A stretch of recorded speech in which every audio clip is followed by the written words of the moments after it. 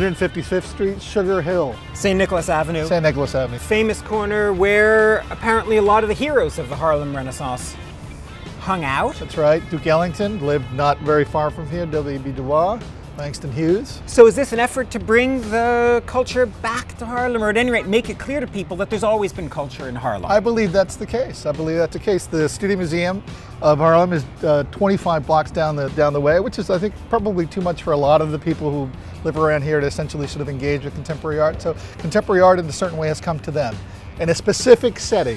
I can't say I see anything in here that I think, wow, that's a really good work of art.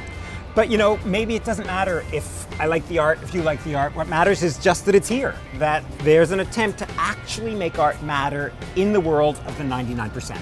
Exactly. This is work that's intended to basically sort of show art to the community, show contemporary art to the community, and also sort of engage them, socially engaged art. Yep. So, art. Blackness, awash. Awash in a sea of, what are they now? Ebony and ivory. Wait a minute, I feel a song coming on. There you go. Should we do it? Ebony and... You go ahead and do it. So this is the keys from 400 pianos. And in the middle of it, this African-American head. The artist got access to tons of these things, and he basically sort of trucked them in to almost bury, almost drown this African-American head. Cast adrift.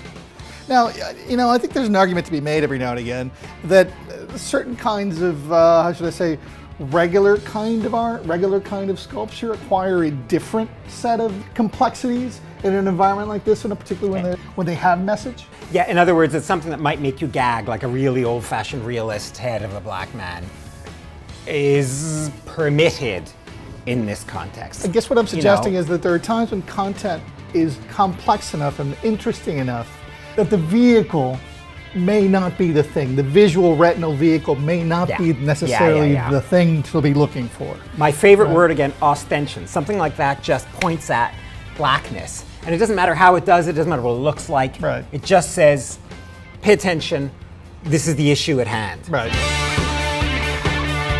In a way, for a figurative sculpture, this treatment is so banal, so cliched, that it doesn't matter. It's emptied of content and just becomes, again, a finger pointing at a subject. Right. It's almost, in a weird way, like a photograph, where you just read right through it to the subject, and the subject is in praise of a great black thinker in the great black neighborhood. Well, and also in our own time, as opposed to basically sort of like shuttling him to history. And you're absolutely right. Supervising. Yeah, and you know, you're absolutely right. Cliches also are a form of material. Right, that's interesting. I like that. It's cliche as clay. Right. You're not so dumb sometimes, occasionally, so long as we leave coons out of the equation. For now, at least, these apartments have art. But there's something special to these home furnishings. Do you remember what that is, Blake? Yes, Mr. Teacher. Camila Rashid. This is an artist who was homeless herself. Her whole family was homeless in California. For a decade. What I really like about this is that it doesn't look like art. It's not arty. It doesn't say, I am art. It's just stuff, and you do with it whatever you want. And for me, that's a real sign of success with art. Art that doesn't look like art, for me, is a really positive thing. Right. She didn't go and build a white cube inside of a gallery. So that the whole imposture sort of doesn't exist. We're actually in a real place, in a real site. And you know, the fact that it's essentially tricked out like a lived-in environment, sort of like really makes that hit home. What's interesting about this is this isn't kind of woe is me, I was once homeless. It actually, the whole thing feels really, really lovely, you know? And realistic.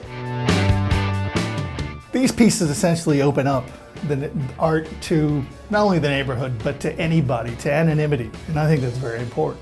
People from the neighborhood, gorgeous black and whites, just saying, here we are. It's the kind of work that makes folks, real folks, normal folks, folks who are not even interested in art or in the art world, part of art in a very essential way.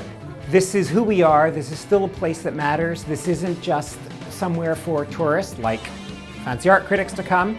This piece and others that are in this exhibition somehow or other make art more porous. It's not just in the age of Duke Ellington. This is now. There are people who matter. Even if they're not famous, maybe they just own a restaurant, they still matter. This is a living neighborhood. It's a show that obviously breaks down walls with the white cube. It also sort of breaks down some basic conceptual walls about what art should do, and in this case is doing. I think that's a wonderful thing.